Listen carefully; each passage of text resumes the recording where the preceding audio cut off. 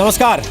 आप किसी को एक बार बेवकूफ़ बना सकते हैं, 2 बार बना सकते हैं, लेकिन बार बार नहीं बना सकते। दिल्ली नगर निगम चुनाव के नतीजे आज यही साबित कर रहे हैं। सिर्फ 26 महीने पहले जिन दिल्ली वालों ने अरविंद केजरीवाल को प्रचंड बहुमत दिया था, उसी जनता ने आज केजरीवाल की पार्टी को एमसीडी चुनाव में साफ कर दिया। लोकतंत्र में जनता का फैसला सबसे बड़ा होता है, लेकिन अरविंद केजरीवाल की पार्टी यह भी मानने को तैयार नहीं। हार के बाद अरविंद केजरीवाल खुद तो अब तक सामने नहीं आए, ट्वीट करके बीजेपी को बधाई दे दी, लेकिन दिल्ली सरकार के deputy CM Manish Sisodia EVM को अपनी हार के लिए जिम्मेदार ठहराया। वैसे चुनाव के पहले ही अरविंद केजरीवाल को यह एहसास हो गया था कि एमसीडी चुनाव में आम आदमी पार्टी हारने वाली है। इसी वजह से नतीजे आने के पहले ही ईवीएम और चुनाव आयोग पर उन्होंने सवाल उठाने शुरू कर दिए थे। यहां तक कि केजरीवाल ने धमकी भी दी थी कि एग्जिट पोल के जैसे ही अगर चुनाव के नतीजे भी आए तो ईंट से ईंट बजा देंगे। केजरीवाल और हथकंडे अपनाने से भी बाज नहीं आए थे। कभी दिल्ली वालों को डेंगू और चिकनगुनिया की बददुआ दी, तो कभी खुद को विजेंद्र गुप्ता के मुकाबले खड़ा किया। लेकिन जब ईवीएम और चुनाव आयोग की विश्वसनीयता पर ही यकीन नहीं था, तो फिर उन्होंने अपने उम्मीदवार मैदान में उतारे क्यों थे? क्या अब अरविंद केजरीवाल अपने उन पार्षदों को शपथ दिलाएंगे जो इस चुनाव में जीत कर आ गए हैं? वैसे अरविंद केजरीवाल के ही मंत्री कपिल मिश्रा ये भी कह रहे हैं कि दिल्ली की जनता ने वोट नहीं दिया, इसलिए हार। अलका लांबा, सोमनाथ भारती और भगवंत मान भी हार को आगे बढ़कर स्वीकार कर रहे हैं। इसलिए आज ताल ठोक के सवाल यह पूछेंगे कि क्या आम आदमी पार्टी को अरविंद केजरीवाल के अहंकार ने हरा दिया? क्या अरविंद केजरीवाल को दिल्ली की जनता ने विश्वासघात की सजा दी है? और राइट टू रिकॉल की बात करने वाले अरविंद केजरीवाल क्या इसे अपने आप पर लागू करेंगे? क्या ईवीएम पर सवाल उठाकर केजरीवाल बहानेबाजी नहीं कर रहे? और क्या सियासत से अरविंद केजरीवाल ब्रांड की छुट्टी हो गई? ताल ठोक के आज की बहस इन्हीं सवालों पर। पल्ले पल्ले बाकी सारे तल्ले तल्ले।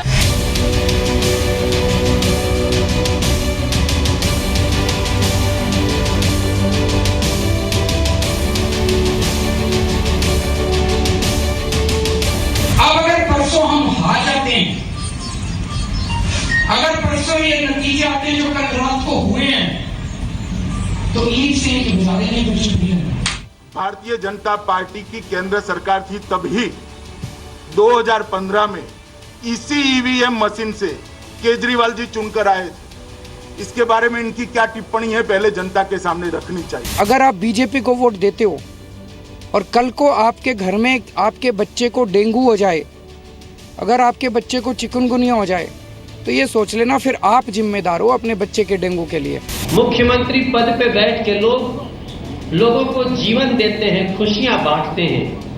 इतिहास में पहली बार हमने देखा इस चुनाव के दौरान मुख्यमंत्री के पद पे बैठा व्यक्ति दिल्ली के लोगों को धमकी दे रहा है, बददुआएं दे रहा है, शराब दे रहा है। अगर बिजली के रेट कम होते हो मोदी मोदी चिल्लाने से मैं भी चिल्लाऊंगा मोदी मोदी मोदी। मोदी मोदी करने से पेट नहीं भरता, पागल हो रहे हैं थोड़े लोग। ईवीएम पे सवाल उठाने का मतलब संविधान पे सवाल उठाना। तो ईवीएम का विरोध, इसका मतलब तुम जनता का विरोध कर रहे हो। ये अगर डिफरेंस 2-4 सीट का होता तो मान लेते कि हाँ ठीक है, ये बिना ईवीएम के रिगिंग के ये इतना बड़ा डिफरेंस हो सकता है। और लोकतंत्र को बचाने के लिए अब ईवीएम की लड़ाई लड़नी है। यहाँ केजरीवाल की दिल्ली सरकार एक भी एमएलए की अनुपात में जीत नहीं पाई, एक भी एमपी नहीं जीत पाए। इस दिल्ली गवर्नमेंट को डिसमिस करके दोबारा चुनाव कराना चाहिए। ये मोदी लहर नहीं है जिसको भाजपा चिल्ला रही है, ये ईवीएम की लहर है। जो पराभव दिखाई दे रहा है उसके कारण कथनी और करने में अंतर पड़ गया। गवर्नमेंट को तय करना है, इलेक्शन कमीशन को तय करना है कि क्या करना चाहिए। जो हारता है वो कहता है ईवीएम खराब है, जो जीतता है वो कहता है ईवीएम बिल्कुल ठीक है। तो कौन सी बात सही है, कौन सी बात गलत है? ईवीएम के ऊपर इलेक्शन कमीशन को जरूर जांच करनी चाहिए। और हमारे को जहां पर हम ईवीएम के ऊपर हम लोग शक और शंका है, वहां पर हमारे को साथ साथ में इलेक्शन कमीशन के ऊपर पूरा भरोसा होना चाहिए। एक हमारी कमी तो जरूर रही होगी, जरूर हम जनता तक अपना संदेश नहीं पहुंचा पाए होंगे। हमें लोगों ने वोट नहीं दिया, ये एक सच्चाई है। मैं एमएलए हूँ, मेरी जिम्मेदारी बनती है। मैं एमएलए हूँ इस इलाके की, अगर कुछ भी हुआ है तो पूरी तरीके से एक विधायक के तौर पर मेरी खुद की जिम्मेदारी है। दाल ठोक के आज का पहला सवाल, क्या एमसीडी के नतीजे केजरीवाल सरकार पर जनमत संग्रह है? दूसरा सवाल, क्या केजरीवाल की मनमानी से डूबी आम आदमी पार्टी? तीसरा सवाल, क्या राइट टू रिकॉल पर अमल करेंगे केजरीवाल? चौथा सवाल, क्या ईवीएम पर सवाल से बचेगी केजरीवाल की इज्जत? और ताल ठोक के आज का पांचवा सवाल, क्या केजरीवाल को जनता से विश्वासघात की सजा मिली है? तो आपको बता दें कि ताल ठोक के आज हमारे साथ कौन कौन से खास मेहमान इस कार्यक्रम में शामिल हो रहे हैं। डॉक्टर संबित पात्रा हमारे साथ हैं, वो बीजेपी के प्रवक्ता हैं। अभय दुबे हमारे साथ हैं, वो कांग्रेस पार्टी के राष्ट्रीय प्रवक्ता हैं। देवेंद्र सहरावत हमारे साथ हैं, वो दिल्ली की बिजवासन सीट से आम आदमी पार्टी के विधायक हैं। भारतीय सेना से कर्नल रैंक रिटायर्ड हुए हैं। मद्रास यूनिवर्सिटी और जेएनयू से उन्होंने पढ़ाई की है। आलोक मेहता हमारे साथ हैं, वो वरिष्ठ पत्रकार हैं। करीब 4 दशक का उनका पत्रकारिता का अनुभव है। पद्मश्री पुरस्कार से भी आलोक मेहता जी सम्मानित हैं। स्वागत है आप सबका ताल ठोक के कार्यक्रम में। आम आदमी पार्टी के प्रवक्ता को, प्रतिनिधि को भी हमने इस कार्यक्रम में आने का न्योता दिया था। मैं आपको ईमेल पढ़ के सुना देता हूं जो हमारी टीम ने उनको भेजा था। We would like to request you to please send a representative for our programme Taal Thok Ke to be aired at 5 PM.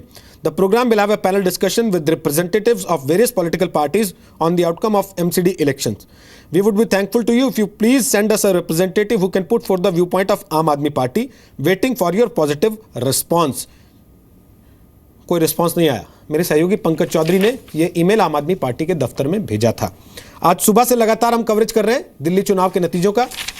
हमने कल भी उनके पास ये न्योता, ये निवेदन भेजा था, लेकिन उन्होंने अपनी तरफ से कोई प्रवक्ता, कोई प्रतिनिधि अपनी बात रखने के लिए नहीं भेजा है। उसके बाद आलोक मेहता जी, आम आदमी पार्टी का यह कहना कि ईवीएम ने हराया, ईवीएम ने हराया या सीएम ने हराया, जिनका एरोगेंस ऐसे ही आए दिन दिखता है। देखिए, बिल्कुल ये आपने जो बात कही, ईवीएम तो हराने की कोई बात ही नहीं है। निर्वाचन आयोग ने तो अभी भी निमंत्रण दिया हुआ है, अगले हफ्ते जाएं, साबित कर दें। मेरा ख्याल है आपका चैनल भी पूरा दिखाएगा कि हाँ साहब गड़बड़ हो रहा है, देश में पूरा लोकतंत्र हिल जाएगा। लेकिन निर्वाचन आयोग, सर्वोच्च न्यायालय, उसकी भी जो इज्जत नहीं करते। अन्ना हजारे जिन्होंने आशीर्वाद दिया, बल्कि कहना चाहिए कि मैं तो बार बार कहता हूं कि संघ या भाजपा के कई नेताओं ने खिलाया पिलाया जब रामलीला आंदोलन चल रहा था, उसके बाद भी उनके कंधों पर बैठे और उनको भी धोखा दिया। तो सारी दुनिया को गड़बड़ करने के बाद आप मशीन को कहें कि गड़बड़ है, और जनता को, खास करके जनता के साथ, जो आपके अगले सवालों में, लेकिन मैं एक लाइन में कहूँगा कि ये इतना बड़ा उन्होंने सबके साथ विश्वासघात किया, जिसकी वजह से कोई मशीन गड़बड़ तो हो सकती है, ये मैं मानता हूँ रोहित जी, कि कहीं कहीं एक आध मशीन ऐसा हो सकता है जहां बटन दबाई कुछ आ गया, आप उसको ठीक करते। बार बार सुबह से कई चैनल पर मैंने देखा है, मेरे साथ कहीं और भी बात हो रही थी, तो इनके प्रवक्ता ये कह रहे हैं कि भिंड में ऐसा हुआ। उनको खुद को नहीं पता कि भिंड में एक मशीन में था। मशीन जब निर्वाचन आयोग ने बदल दी, उसके भी कुछ दिन पहले से ही एक घटना हुई थी, उसको चेक करते समय।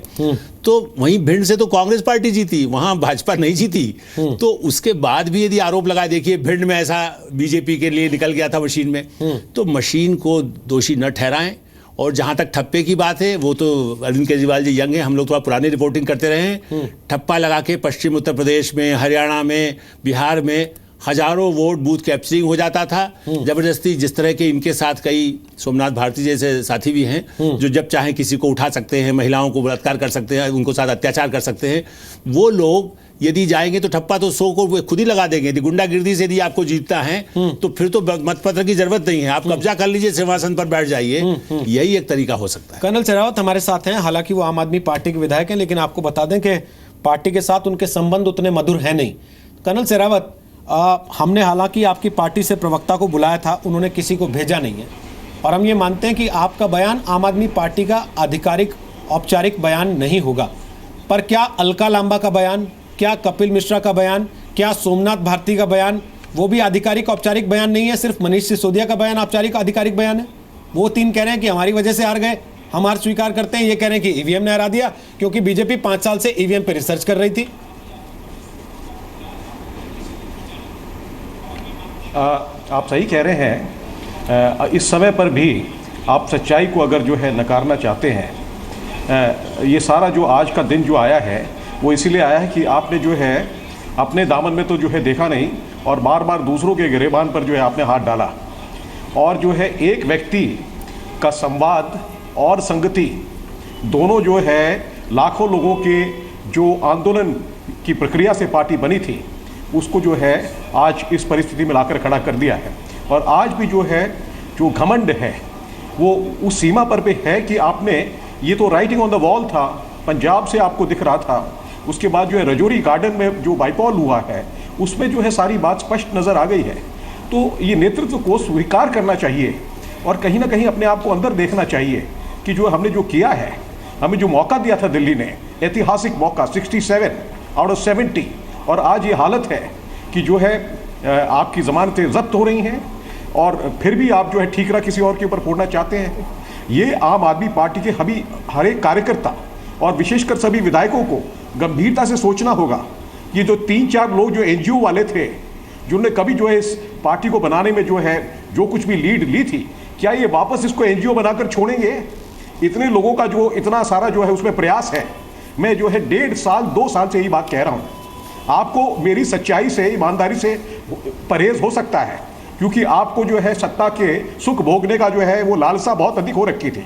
लेकिन आप देखिए जो है आपने पार्टी को कहाँ लाकर छोड़ रखा है। एक व्यक्ति की जो है जो मानसिकता है वो लगातार, जैसे नर्सरी का बच्चा जो है बार बार कहता है कि मुझे जो है प्रिंसिपल बनना है स्कूल का, प्रिंसिपल को हटा दो। अरे भाई, आपको जनता ने काम करने के लिए चुना था, आप अपना काम करिए। आप जो है कॉरल करने में ज्यादा इंटरेस्टेड हैं and you can't fool all the people all the time. You people want delivery, भाई काम चाहिए, तो वो आप कर नहीं रहे हैं। फिर उसके बाद आप जो है ढोंग और उस तरह की जो है नौटंकी का इस्तेमाल कर रहे हैं, तो ये चलने वाला नहीं है। इस पार्टी के लिए जो है आज बड़ा दुखद दिन है। मैं फाउंडर मेंबर हूँ। इनको शुरुआती दिनों में जो है देहात में मैंने इंट्रोड्यूस करवाया था। आज पूरे जो है देहात में चारों तरफ जो है एक बहुत ज़्यादा शर्म का जो है माहौल है। जो है चुनाव के दौरान आम आदमी पार्टी की जो है दुर्गति जो हुई है वो इसीलिए है। और ये देखिए, पार्टी बीजेपी ने सारे जो है फेसेस चेंज कर दिए, अपने स्टेट लीडरशिप को चेंज कर दिया, और यहाँ पर जो है 2 आदमी बदलने के लिए तैयार नहीं है। उनके ऊपर कुछ भी लग जाए, विधायकों को जो है ये जो है सैक्रिफाइस कर देंगे। ये 2 आदमी कौन है सर? जो मंडली है, जो 5-7 लोगों का गुट है, अरे आप ये आपके संजय सिंह हैं, आपके दुर्गेश पाठक हैं, आपके जो आज मनीष सिसोदिया जो बोल रहे हैं, ये क्या चल रहा है? एक मित्र मंडली जो है, मैं बोलता हूँ ये गाजियाबाद गैंग जो है पूरा पार्टी को जो चला रहा है, ये कोई जो पॉलिटिकल पार्टी थोड़ी है, ये तो एक कंपनी चला रहे हैं अभी भी। तो इसीलिए जो है ये हालत है। और बहुत बार मैंने बताया लिखित में, हर चीज जो है लिखित में दी है इनको, ठीक है, लेकिन इनकी समझ में नहीं आता है। ठीक है, और इसीलिए आज ये परिस्थिति। मैं आता हूं आपके पास वापस। कर्नल साहब, अभय दुबे जी, आप लोगों को तो काफी चोट पहुंची होगी, क्योंकि अरविंद केजरीवाल तो भविष्य के PM प्रोजेक्ट किए जा रहे थे। एक तरफ ममता बनर्जी का हाथ पकड़ते थे, एक तरफ नीतीश कुमार का हाथ पकड़ते थे, लालू यादव का आशीर्वाद मिलता था, जबरदस्ती गले मिलते थे लालू यादव मंच पे बुला के उनको, और उम्मीदें कांग्रेस की परवान चढ़ती थी कि एक आदमी मिल रहा है जो मोदी की काट हो सकता है। ये आपकी व्याख्या तो हो सकती है रोहित जी, मगर मैं इतना जानता हूँ कि इस प्रजातंत्री व्यवस्था में हार अगर प्रतिपक्ष ने स्वीकार कर ली तो वो सत्ता पक्ष की निरंकुशता की गारंटी होती है। जब प्रजातंत्र के प्रहरी के रूप में हम लोगों को दायित्व दिया है कि प्रतिपक्ष में रहें और सत्ता का मार्ग प्रशस्त करें। आप देखिए 1997 में भारतीय जनता पार्टी MCD में बहुत बड़े बहुमत से जीती। उम्मीद थी कि 98 का इलेक्शन वो जीत जाएंगे, मगर कांग्रेस पार्टी 98 का असेंबली का इलेक्शन दिल्ली में जीती। 99 में 7 सीटें लोकसभा की भारतीय जनता पार्टी ने जीत ली। उसके बाद 2002 में फिर कांग्रेस पार्टी MCD में जीती, 2003 का असेंबली जीती, और 2004 से 7 तक दिल्ली और MCD में हम काबिज रहे। 2007 से लेकर 17 तक भारतीय जनता पार्टी वहाँ रही। आप ये देखिए कि जिस समय 13 में आप पार्टी वहाँ और कांग्रेस पार्टी ने सरकार बनाई, उसके बाद 7 सीटें लोकसभा की भारतीय जनता पार्टी जीती, मगर फिर एक प्रचंड बहुमत से वो सरकार आई जो नफरत, नकारात्मकता और नैराश्य की बुनियाद पर जिसने अपना काम करना प्रारंभ किया। अभी मैं आम आदमी पार्टी के नेता का वक्तव्य सुन रहा था, उन्होंने कहा कि शायद हम संदेश पहुंचाने में जनता तक सफल नहीं रहे। बिल्कुल सफल रहे। संदेश साफ था कि नफरत और नकारात्मकता के आधार पर आपने निराशा ही निराशा परोसी। सिर्फ क्रिटिसिज्म, अरे पॉजिटिव क्रिटिसिज्म होता तो भी जनता समझती। सिर्फ अपनी अकर्मण्यता को दूसरों पर थोप देने का काम पूरे समय किया। हाँ, कांग्रेस पार्टी आत्मचिंतन, आत्ममंथन, आत्मलोचन करेगी और हम दृढ़ इच्छा शक्ति से एक अच्छे प्रतिपक्ष की भूमिका निभाएंगे, क्योंकि वही दायित्व दिया है। क्योंकि दिल्ली में सरकार केजरीवाल जी की थी और केंद्र में नरेंद्र मोदी जी की थी, तो स्थानीय निकाय के ज्यादातर चुनाव आप देश भर में उठाकर देख लीजिए, सरकारों की अपेक्षा के साथ जुड़ते हैं और ज्यादातर स्थानीय निकाय के चुनाव सरकार के साथ जाते हैं। तो हम हर संभव कोशिश करेंगे कि दिल्ली का प्रशस्त मार्ग मिले दिल्ली को और एक अच्छे प्रतिपक्ष की भूमिका निभाएं। चिंचपोकली में कांग्रेस जीतती है तो आप कहते हैं मोदी की लहर खत्म हो गई है। बहरहाल मेरा सवाल यह है कि आप महाबल मिश्रा को जानते हैं क्या? देखिए रोहित जी, एक महाबल मिश्रा को जानते हैं क्या? आप एक 10 सेकंड दीजिए। आपने जो अभी कहा मोदी जी की लहर, मैंने बहुत सुना देश भर में, मैंने बहुत सुना कि एक ऐसा पुरोधा है जिसने देश भर को जीत लिया। अभय जी, 16 विधानसभा, एक सेकंड रोहित जी, 16 विधानसभा के चुनाव हुए नरेंद्र मोदी जी के प्रधानमंत्री बनने के बाद, उसमें से 9 चुनाव वो हारे हैं। आप जानते हैं वेस्ट बंगाल में 263 स्थानों पर इनकी जमानत जब्त हुई, तमिलनाडु में 180 स्थानों पर इनकी जमानत जब्त हुई, केरला में 62 स्थान पर जमानत जब्त हुई, पुडुचेरी में 30 में से 29 स्थानों पर इनकी जमानत जब्त हुई, बिहार में 104 स्थान पर हारे, पंजाब में सिर्फ 3 सीट जीत पाए, गोवा में क्या परिस्थितियां बनी, मणिपुर में क्या परिस्थितियां बनी। तो मैं ऐसा नहीं कहता, ये तो प्रजातंत्र है, अभय जी, जनता स्वीकारती भी है और प्रतिपक्ष में भी बिठाती है, लेकिन उसका अहंकार अगर आ गया। लेकिन उससे पहले जल्दी से आपसे छोटी छोटी 2 चीजें पूछ रहा हूं। एक, अगर इनकी इतनी जमानतें जब्त हुई तो राहुल गांधी को आप पार्टी का अध्यक्ष बनाने में इतना समय क्यों ले रहे हैं? क्यों आपका कॉन्फिडेंस हिला हुआ है? और 2, महाबल मिश्रा को जानते हैं? आप बता ही नहीं रहे। मैं महाबल मिश्रा का नाम पूछ रहा हूं बार बार आपसे। आप जानते हैं महाबल मिश्रा को? आपने सुना उनका वो आवाज जो चल रही थी दिल्ली एमसीडी चुनाव में टिकट के बंटवारे को लेके? पता है आपको वो किसको गाली दे रहे थे, किसने पार्टी का बेड़ा गर्क कर दिया? देखिए रोहित जी, ये सारे राजनीतिक दलों में जब प्रतिकूल परिस्थितियां होती है तब ये परिस्थितियां बनती है और परिष्कृत व्यक्तित्व भी प्रतिकूल परिस्थिति से ही निकल कर आता है। मैं आपको अगर स्मृति पटलों को चिन्हित कराना प्रारंभ करूं तो 1966 से इंदिरा जी से लेकर आज राहुल जी तक सबकी व्याख्या कर सकता हूं। अगर आप अपेक्षा रखेंगे तो आगे उसकी व्याख्या भी करूंगा। मेरी पार्टी के प्रति आपके सद्भाव के लिए मैं आपको धन्यवाद भी देता हूं। चलिए, आप बात को गोल कर गए संबित पात्रा। अब मेरा सवाल यह है कि अगर वाकई ईवीएम खराब है, अगर वाकई इस देश की जनता मूर्ख हो गई है, वो नफरत फैलाने वाली पार्टी को, सांप्रदायिकता फैलाने वाली पार्टी को वोट दिए जा रही है, तो फिर तो भगवान ही मालिक है इस देश का। और लोकतंत्र की प्रहरी होने की जो बात करते हैं वो खुद ही लोकतंत्र का मजाक उड़ा रहे हैं। कल से पहले उत्तर प्रदेश के नतीजे के बाद उड़ाया, अब फिर उड़ा रहे हैं। देखिए, आज रोहित जी, आज एक प्रचंड जीत भारतीय जनता पार्टी को मिली है। ऐसे में बहुत विनम्र होकर और बहुत सेंस ऑफ रिस्पॉन्सिबिलिटी के साथ आगे बढ़ने की आवश्यकता है। देखिए, आपने अभी कहा फिर तो अरविंद केजरीवाल जी का भगवान ही मालिक है। वैसे तो अरविंद केजरीवाल जी का भगवान भी मालिक है कि नहीं, ये भी मैं नहीं जान पा रहा हूँ, क्योंकि जिस प्रकार का बिहेवियर उनका रहता है, मुझे लगता है अब जो नेक्स्ट अब्यूज़ और एक्यूज़ होगा वो भगवान के ऊपर ही होने वाला है। हाई कोर्ट को भी गाली दे दिया, उससे पहले सेशन कोर्ट को भी गाली दिया था, प्रधानमंत्री को रोज़ रोज़ गाली देते हैं, इलेक्शन कमीशन को तो छोड़ा नहीं है। अब बस एकमात्र व्यक्तित्व जो बच गए हैं वो आस्था और भगवान ही बचे हैं। मुझे लगता है जल्द वो भी करेंगे। देखिए, हमको ये समझना पड़ेगा कि आखिरकार ये जो एमसीडी के चुनाव हुए हैं वो क्यों महत्वपूर्ण है और क्यों नेशनल मीडिया उसे दिखा रही है। आप देखिए, भारतीय जनता पार्टी को एक प्रचंड जीत मिली, क्योंकि जहां हमने 67 सीट्स आम आदमी पार्टी को खोया था और हमारा वोट परसेंटेज बरकरार रहने के बावजूद भी हमें मात्र 3 सीट केवल 2 वर्ष पहले मिले थे, वहीं लगभग 185 सीट्स लाके हमने उसको रिवर्स कर दिया है। इसलिए ये एक प्रचंड जीत हमारे लिए है। मगर एक बहुत बड़ा हार, प्रचंड हार अरविंद केजरीवाल के लिए भी है, क्योंकि जहां पूरे दिल्ली में उनकी हवा थी 2 साल पहले, आज वो पूरी तरह से ध्वस्त हो गया है और सबसे ज़्यादा सीटों पर जमानत जब्त होके वो अपने आप को प्रचंड हार की गति पे लाए हैं। और कारण क्या है हार का? 3 कारण मैंने सुबह से बोला है। 3 A's for Arvind Kejriwal's defeat. A1 जो है वो है एरोगेंस, घमंड। इतना घमंड आज तक किसी नेता ने नहीं दिखाया। दूसरा A है अब्यूज और एक्यूज, सुबह उठकर गाली देना और शाम तक गाली देते रहना, प्रधानमंत्री तक को नहीं छोड़ना, साइकोपाथ, कावड़, ऐसे शब्दों का प्रयोग करना। और तीसरा आप देखिए एम्बिशन ऑफ सेल्फ, अपना महत्वाकांक्षा जो है वो दिल्ली वालों के एस्पिरेशन और महत्वाकांक्षा से ऊपर रखना। डेंगू और चिकनगुनिया को लेकर वो अभी अभिशाप दे रहे थे दिल्ली की जनता को। याद करिए जब दिल्ली में डेंगू और चिकनगुनिया का प्रकोप हुआ था तो एक भी मंत्री इंक्लूडिंग अरविंद केजरीवाल दिल्ली में नहीं थे। अरविंद केजरीवाल जी अपने महत्वाकांक्षा की पूर्ति के लिए पंजाब में थे 1 महीने से, फिनलैंड गए हुए थे आपके मनीष सिसोदिया, और बाकी सारे मंत्री कोई गोवा में कोई पंजाब में वहाँ पर बैठे हुए थे। तो स्वाभाविक है कि अपनी महत्वाकांक्षा को उन्होंने हमेशा आगे रखा।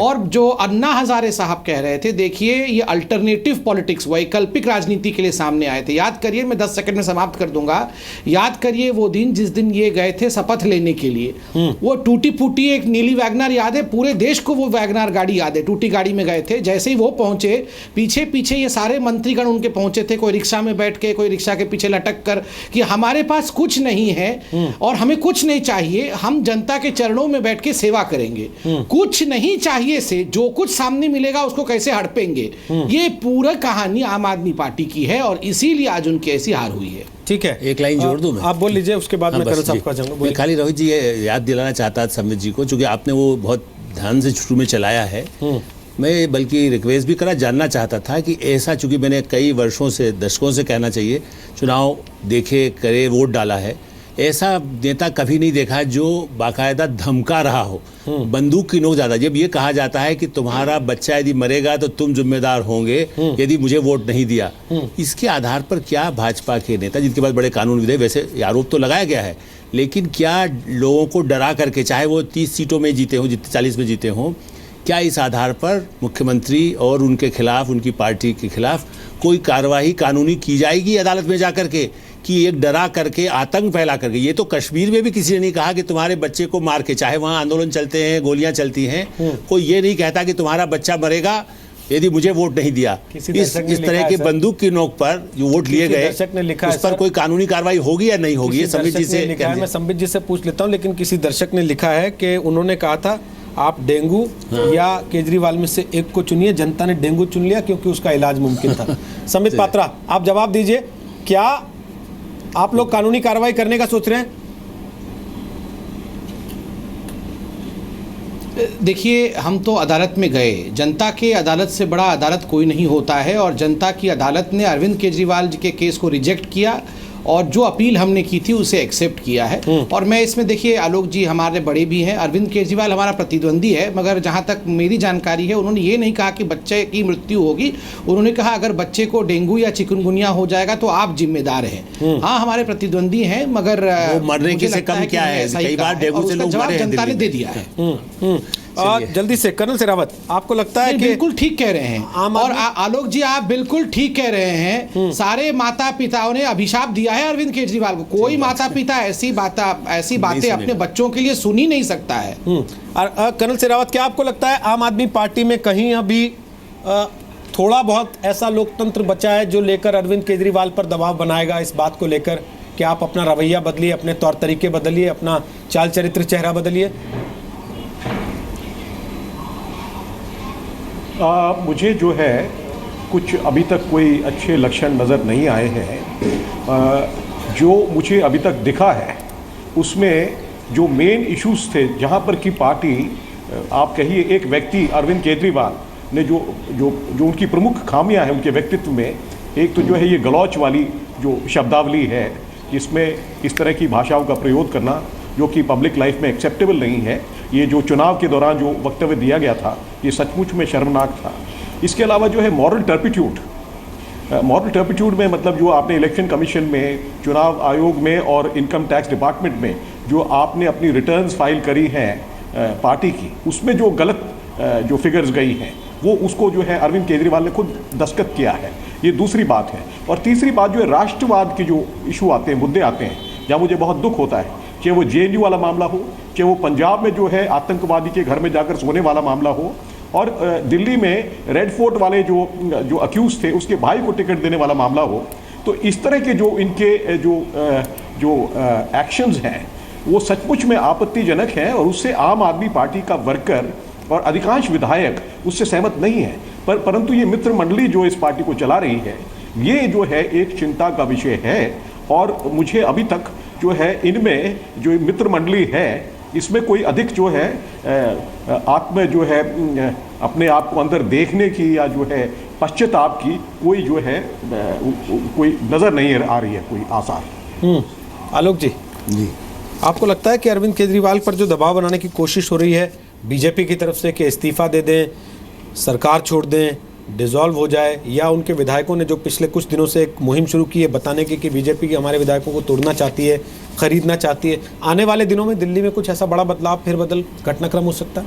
देखिए, यदि थोड़ा सा भी जिसको कहते हैं कि एक आदि सचमुच में राजनीतिक दूरी तक जाना हो तो उनको इस्तीफा दे देना चाहिए। मैं ऐसा मानूँ, हो सकता है आदमी सुधार होता है, कई लोगों को हमने देखा है जो इस्तीफा दे करके फिर से आए, गलतियां शुरू में करता है, उनका तो राजनीतिक जीवन लंबा नहीं है, लेकिन मुझे कोई आसार नहीं दिखते।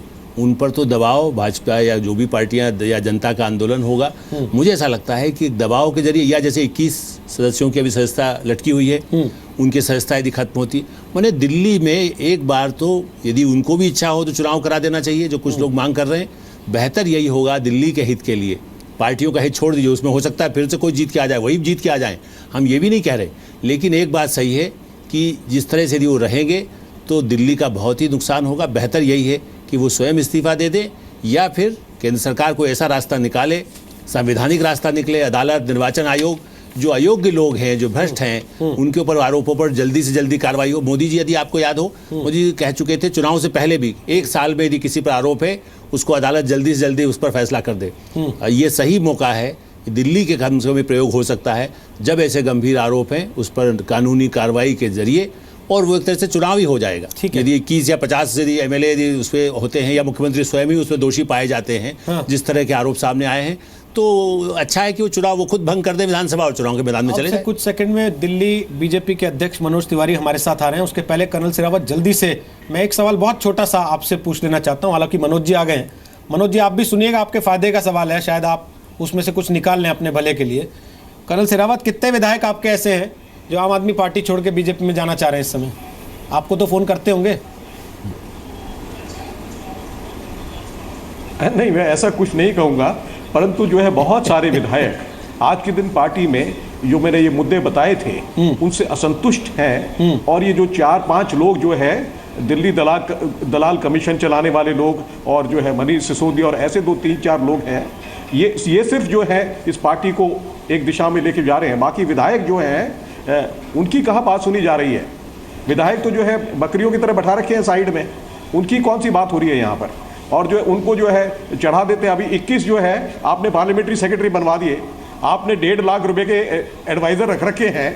आपको ये समझ में नहीं आता कि जो है ये मामला सुप्रीम कोर्ट तक जा चुका है। सोनिया गांधी जया बच्चन केस में ये जो है ऑफिस ऑफ प्रॉफिट का मामला जो है सुप्रीम कोर्ट में गया था, और फिर भी आपने 21 पार्लियामेंट्री सेक्रेटरी बना दिए। तो आपने आशीष तलवार और ये सब पार्टी जो अपने एनजीओ के फॉर्मर एम्प्लॉयज हैं उनको बैठा रखा है। सरकारी खर्च पर 200 आदमियों को जो है आप अपने जो है सेक्रेटरीट में तनख्वाह दे रहे हैं। 50 आदमी का आपका पर्सनल स्टाफ है घर पे, फील्ड स्टाफ, और जो है आप वही अरविंद केजरीवाल हैं जो सिंपल लाइफ और सादगी के जो है एक जो है मूर्ति बनकर आए थे। ठीक बात है। जनता के पास जो है किस मुंह लेकर जाएंगे, और रोज रोज एक नई झूठ। तो ये सारी बातें हैं, ये इसीलिए जो है जनता ने न्याय किया है और न्याय होता रहेगा। ठीक है मनोज तिवारी, उसको ईवीएम के ऊपर ठोक कर जो है फिर अपनी जो है एक और चरित्र में एक कमी दिखा रहे हैं। ठीक है मनोज तिवारी, आप सुन रहे हैं, वो कह रहे हैं बकरियों की तरह, भेड़ बकरियों की तरह विधायकों को बिठा रखा है, इसीलिए आप लोग फोन करते हैं लगता है उनको। अलका लांबा कह रही थी कि हमारे बहुत से विधायकों को फोन आ रहे हैं, इनके बीजेपी वाले तोड़ना चाहते हैं, अपने साथ ले जाना चाहते हैं।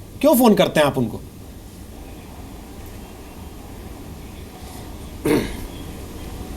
रोहित जी, मैं समझता हूँ भारतीय जनता पार्टी कभी भी जोड़ तोड़ में विश्वास नहीं करती, और जब दिल्ली की जनता इतना दिल खोल करके समर्थन दे रही हो तो फिर इस तरह की बातें कहाँ से आ गईं? शायद ये जो इतना बड़ा मत जनादेश मिल रहा है बीजेपी को, उस पर थोड़ा सा धब्बा लगाने की एक जो निगेटिव कोशिश है जो आम आदमी पार्टी के लोगों का, ख़ास तौर से उनके नेतृत्व का, ये एक आदत बनी हुई है। मैं समझता हूं कि अब समय आ गया है जब राइट टू रिकॉल की बात करने वाले अरविंद केजरीवाल को एक बार सोचना चाहिए कि ये एमसीडी का चुनाव कहीं राइट टू रिकॉल का ही एक इशारा तो नहीं है, और अगर ऐसा है तो फिर अरविंद केजरीवाल जी को निश्चित रूप से वापस लिखना शुरू कर देना चाहिए इस्तीफ़ा, और जनता के बीच में जाना चाहिए। आपको लगता नहीं कि 67 सीटें दिल्ली की जनता ने उनको विधानसभा में दी थी, और आप लोग जब ये कहते हैं कि आप एमसीडी में हार गए इसलिए विधानसभा छोड़ दीजिए, तो आप खुद भी लोकतंत्र का वैसे ही अपमान करते हैं जैसे वो आपके ऊपर यह आरोप लगा के करते हैं कि ईवीएम की वजह से आप जीते, अपने काम की वजह से नहीं जीते।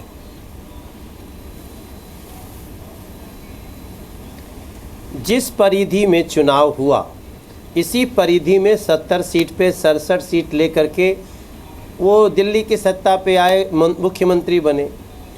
आज उनके दल के भी लोग नाराज़ हैं। आम आदमी पार्टी में भी कई अच्छे लोग होंगे जो निश्चित रूप से बेचते हैं, ऐसा होगा ही। लेकिन जो व्यक्ति इतना निगेटिविटी की बात करता हो, जिसको ईंट सजाना चाहिए वो ईंट से ईंट बजाने की बात कर रहा हो, जिसको बिजली पानी का दाम घटाना चाहिए बिजली पानी का दाम बढ़ाने का धमकी दे रहा हो, जिसको डेंगू चिकनगुनिया से राहत देना चाहिए वो धमकी दे रहा हो कि हम डेंगू चिकनगुनिया करा देंगे, बद्दुआ दे रहे हो, श्राप दे रहे हो। ये सारी चीज़ों का ही तो रिजल्ट आज मिला है। मैं समझता हूँ, आज मैं उनसे बार बार प्रार्थना करता हूँ कि जनता ने हमें जनादेश दिया है, आप हमारे साथ बैठिए, और दोनों को जनता ने चुना है, चलिए जनता के लिए थोड़ा काम करते हैं।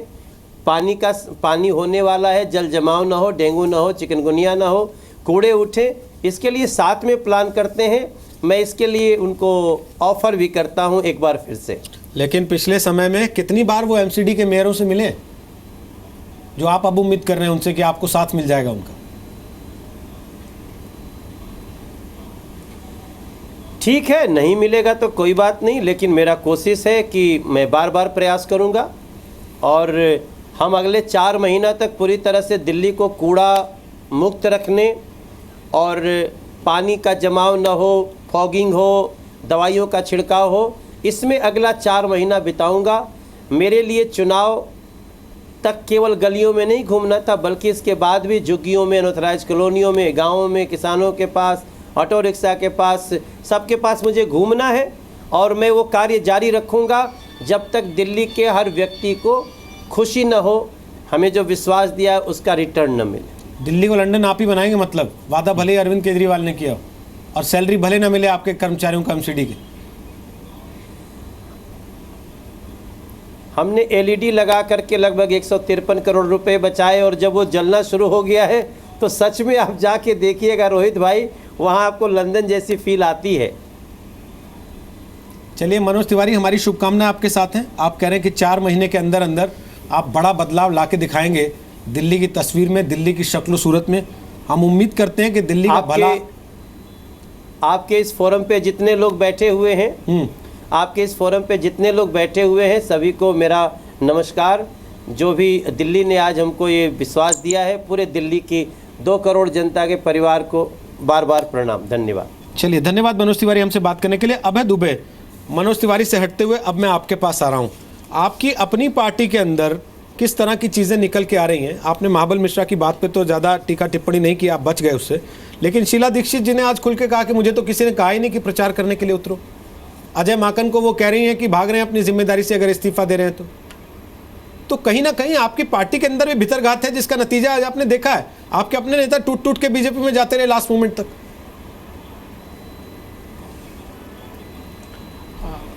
रोहित जी, देखिए, हम जब तक जनता को इस बात को कन्विंस कराने में कामयाब नहीं होंगे कि हम एक जनता के लिए प्रशस्त मार्ग या अच्छा नेतृत्व दे सकते हैं, तब तक हमारी स्वीकारोक्ति नहीं होगी। और ये आंतरिक प्रजातंत्र की खासियत है। हाँ, ये बात ज़रूर है कि हमारे कांग्रेस पार्टी के संविधान में इस बात को सुनिश्चित किया गया है कि पार्टी के प्लेटफॉर्म पर हमको अपनी बात रखनी चाहिए, मगर इतने शीर्षस्थ नेता हैं कि मैं उतना अधिकार संपन्न नहीं हूं कि उनके वक्तव्यों पर अपनी प्रतिक्रिया भी दे पाऊं।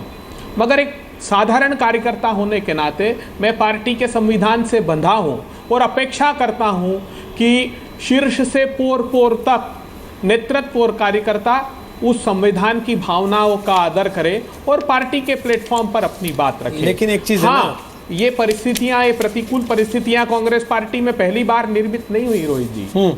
ये परिस्थितियां, जैसे हम आप वेव अगर कहते हैं तो अप्स एंड डाउन्स आते हैं, और यही वो समय होता है जब पार्टी को अपना आत्मचिंतन, आत्ममंथन करना चाहिए। नहीं सर, लेकिन और एक आप दृढ़ इच्छा इस शक्ति के बात को साथ देखिए प्रशस्त मार्ग अभय पर जी, निकलना। आप इस बात को देखिए, आलोक जी इसको आपको बेहतर तरीके से समझा पाएंगे विश्लेषण करके।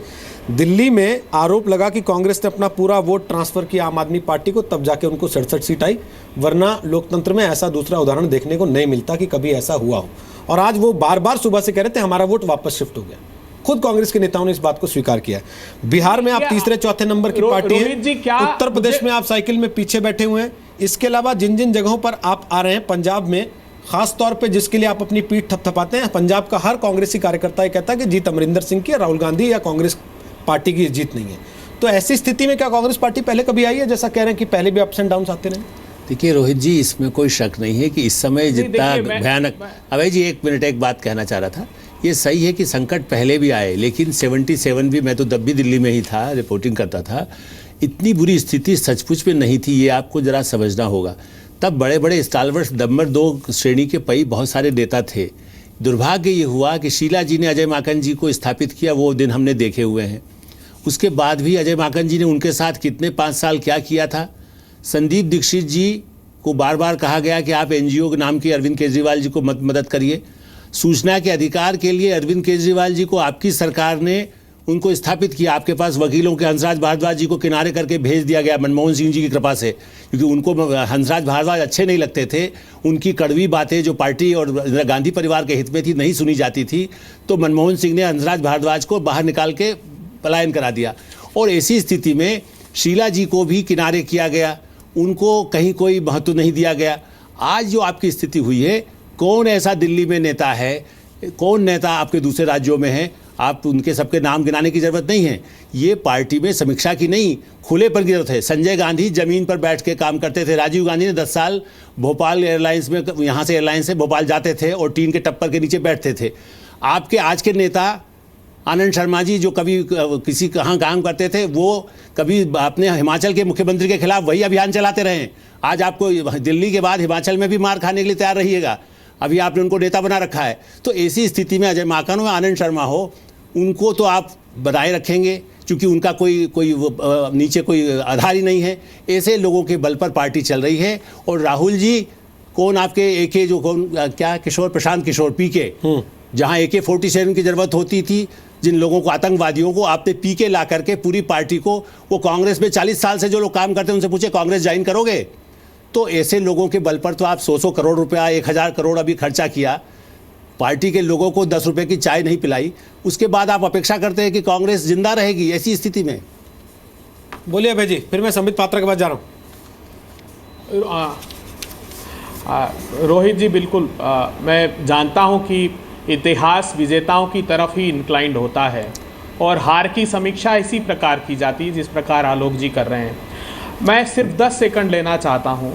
जब भी हमारा नेतृत्व का इंडक्शन नए होता है, ये प्रतिकूल परिस्थितियाँ बनती है। जब इंदिरा जी आई, उस समय ये कहा गया कि गूंगी गुड़िया है, क्या नेतृत्व ये दे पाएंगी?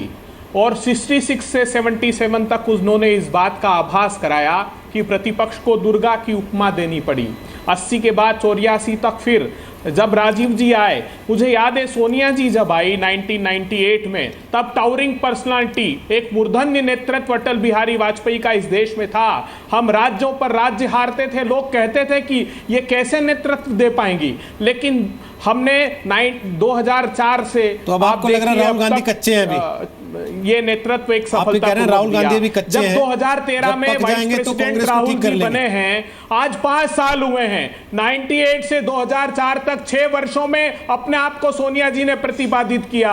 मैं अपेक्षा रखता हूं कि राहुल जी की, मैं क्योंकि राहुल जी के कृतित्व को नजदीक से जानता हूं, वो कलेक्टिव लीडरशिप में विश्वास रखते हैं, वो व्यक्ति केंद्रित व्यवस्था में विश्वास नहीं रखते हैं, और भविष्य के घर में एक प्रशस्त मार्ग राहुल जी देंगे, ये मुझे अभय जी पूरा 12 विश्वास साल से वो सांसद हैं, आप कह रहे हैं कि अभी वो कच्चे नेता हैं।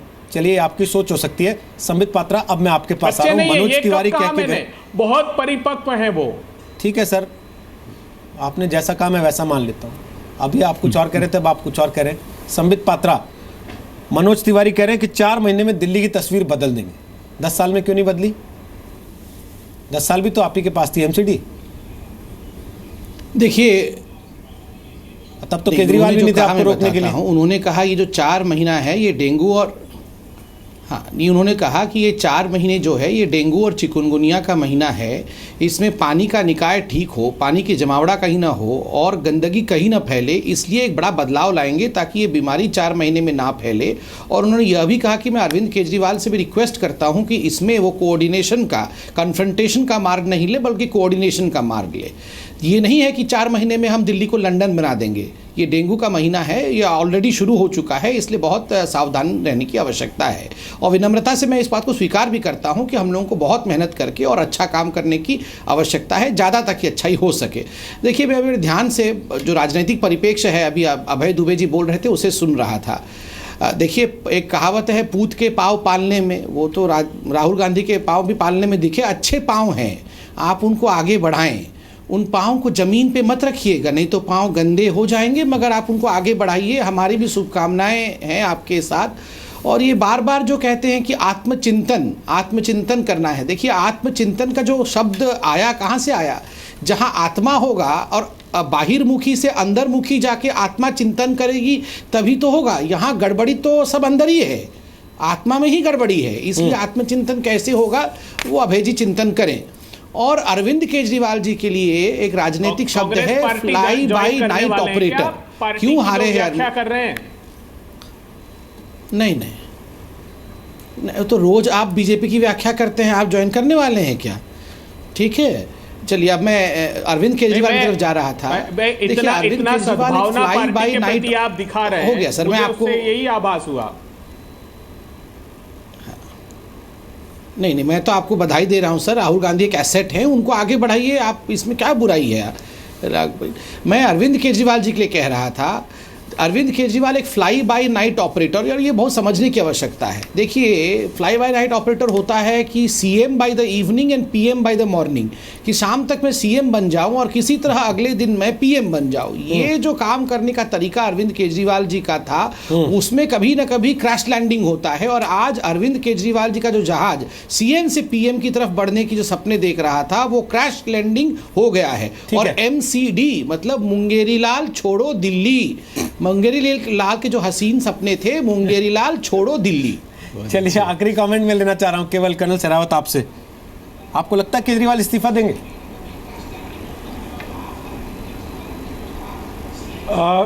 केजरीवाल जी को जो है, मेरे ख्याल से वो समय आ गया है कि पार्टी में एक ही पद लेना चाहिए। वो 2 पद अभी होल्ड करें जो कि पार्टी के बुनियादी कॉन्स्टिट्यूशन के बरखिलाफ है, और उनको कन्वीनर की जो है पद पर बने रहना चाहिए, और मुख्यमंत्री के पद पर अपनी जो है नाकामी को उन्हें स्वीकार करना चाहिए। मेरे ख्याल से ये पार्टी के हित में होगा। बहुत बहुत शुक्रिया कर्नल शेरावत आपका। संबित पात्रा, अभय दुबे, आलोक मेहता जी और मनोज तिवारी हमारे साथ जुड़े थे, उनका भी बहुत बहुत शुक्रिया ताल ठोक के आज का हिस्सा बनने के लिए कार्यक्रम का। अब जिम्मेदारी बीजेपी पर है, क्योंकि एक बार फिर दिल्ली की जनता ने तीनों MCD में उन पर भरोसा जताया है, और मनोज तिवारी जैसे वादे कर रहे हैं उन्हें वो पूरे करके दिखाने होंगे, तभी 2019 का रास्ता आसान हो पाएगा, जिसका सपना बीजेपी संजोए।